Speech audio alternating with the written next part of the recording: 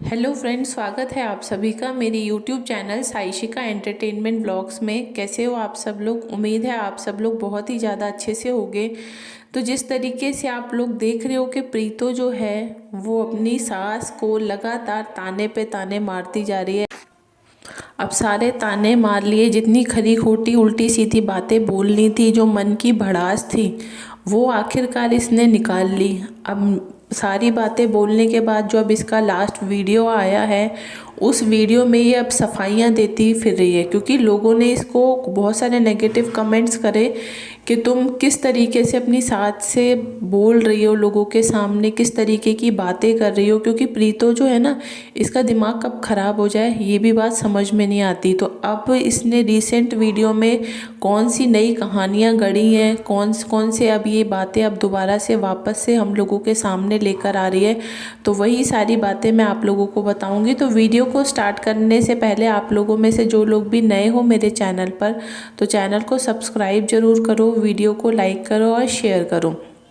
तो बात वही आ रही है कि प्रीतो ने आग लगाने का काम तो कर दिया है वैसे तरीके से, कि किस तरीके से नन्नू और उसकी मम्मी और बहन को तीनों को उकसाया जाए। क्योंकि क्या होता है, इन लोगों को उकसाने में, किसी को उल्टा सीधा बोलने में इन लोगों को बहुत ज़्यादा मज़े आते हैं। और जब चीज़ें नॉर्मल चल रही होती हैं तो इन लोगों को अच्छा नहीं लगता, क्योंकि क्या होता है, लोग देखते नहीं हैं। अब इन लोगों को कुछ ना कुछ तो ऐसी चीज़ करनी पड़ेगी जो ज़्यादा से ज़्यादा लोग देखें। तो वही सब चीज़ करने के लिए प्रीतो ने एक दोबारा से पूरी सिचुएशन क्रिएट करने की कोशिश की।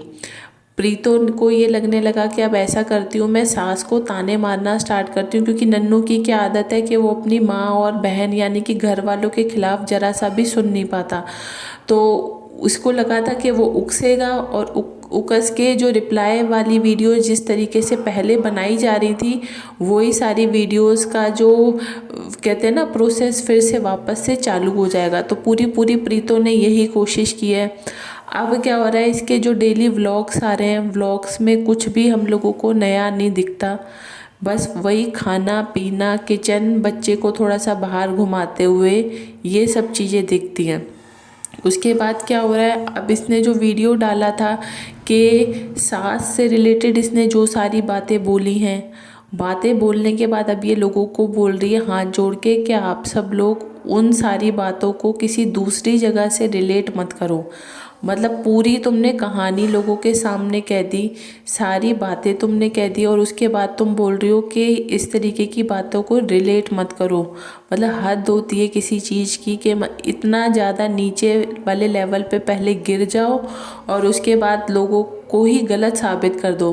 मतलब लोग इतने भी पागल नहीं हैं, लोगों को भी समझ में आती हैं सारी बातें। ऐसा नहीं है कि लोग बिल्कुल पागल हैं, ठीक है।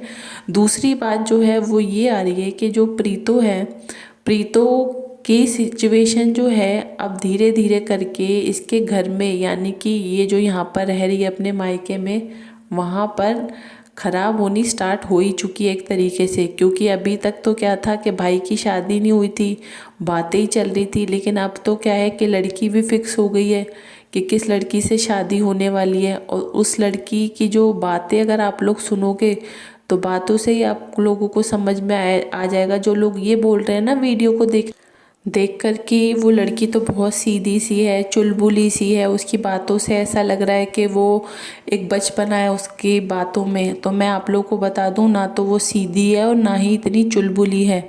उसकी बातों से ही जो समझदार लोग हैं वो समझ चुके हैं कि उसने अभी से ही इनडायरेक्टली वे से अपनी बातें मनवानी चालू कर दी है। वो तो साफ तौर पे बोल दिया है उसने कि चूल्हे पे रोटी उसको बनाने नहीं आती। मतलब आप लोग सोचो कि अभी तो रिश्ते की सिर्फ बात ही चल रही है, और स्टार्टिंग में तो इंसान कुछ चीज़ों में ये एडजस्टमेंट करने की भी बोलता है कि भाई मुझे रोटी नहीं आती चूल्हे पे बनानी, तो तुम मुझे सिखा देना, इस तरीके की कोई बातें। लेकिन उसने तो साफ तौर पर मना कर रहा है। और जिस तरीके के शौक़ उसने बताए हैं कि उसको स्विमिंग सीखना है, पैराग्लाइडिंग करना है, ये करना है वो, मतलब उसके आप अगर हॉबीज़ के बारे में सुनोगे तो आप लोग भी मतलब समझ जाओगे कि वो किस टाइप की लड़की है। यानी कि वो बहुत ही चंट चालाक की टाइप की लड़की है, और अभी से ही उसने इस तरीके की बातें इन लोगों के सामने करनी चालू कर दी है। दूसरी बात जो ये आ रही है कि उसको तो जीन्स वगैरह मॉडर्न टाइप से ही रहना बहुत पसंद है।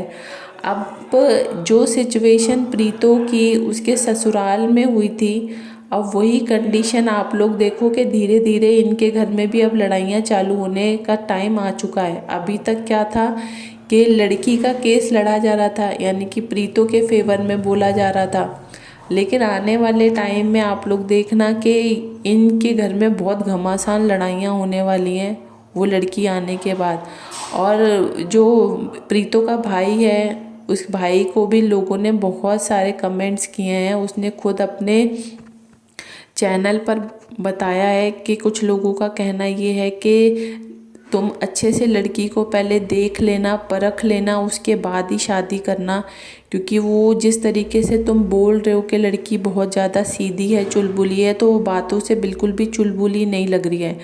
तो उस लड़की इसके भाई का कहना ये है कि नहीं, मैंने काफ़ी अच्छे से उसके बारे में सोचा समझा, डिसीजन मैंने तभी लिया है, इतनी जल्दी मैंने डिसीजन नहीं लिया है, ऐसी बात इसने बोली है। और इसका कहना ये भी है कि मैंने उसको अभी से इन बातों के लिए प्रिपेयर करना स्टार्ट कर दिया है कि जो यूट्यूब की दुनिया है, यूट्यूब की दुनिया बहुत ही अलग टाइप की है।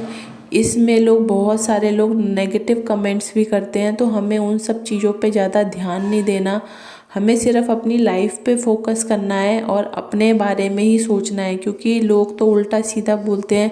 अगर हम लोगों की बातों में आकर चलेंगे तो चीज़ें कभी भी अच्छी नहीं हो पाएंगी, इसका कहना ये है। लेकिन ये बात तो पूरे तरीके से ठीक है कि यूट्यूब और सोशल मीडिया जो है वो इसने बहुत सारे लोगों की अगर ज़िंदगी बनाई है, तो बनाने के साथ साथ बहुत सारे लोगों की ज़िंदगी ख़राब भी करी है। जैसे कि उदाहरण हमारे सामने है प्रीतो और नन्नू का।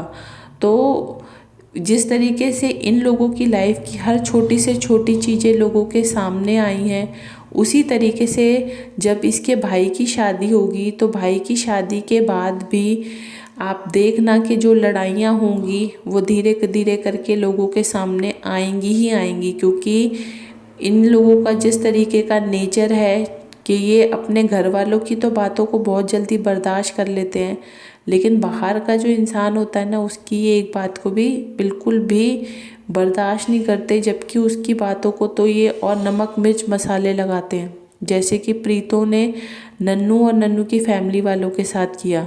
तो ठीक आप लोगों को क्या लगता है कि वो जो लड़की अब इनके घर पे आएगी तो ये लोग उसकी बातों को भी देखना किस तरीके से नेगेटिव वे में लेंगे और किस तरीके से लड़ाइयाँ होंगी इनके घर में, नए नए टॉपिक उठाए जाएंगे। तो आने वाले टाइम में प्रीतो का हाल बहुत बुरा होने वाला है।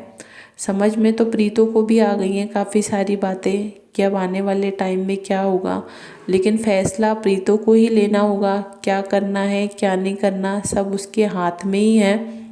लेकिन बात ये आ जाती है ना कि जब तक इंसान के ऊपर पूरी परेशानियां नहीं आ जाती तब तक उसको वो उस चीज़ की इम्पोर्टेंस समझ में नहीं आती।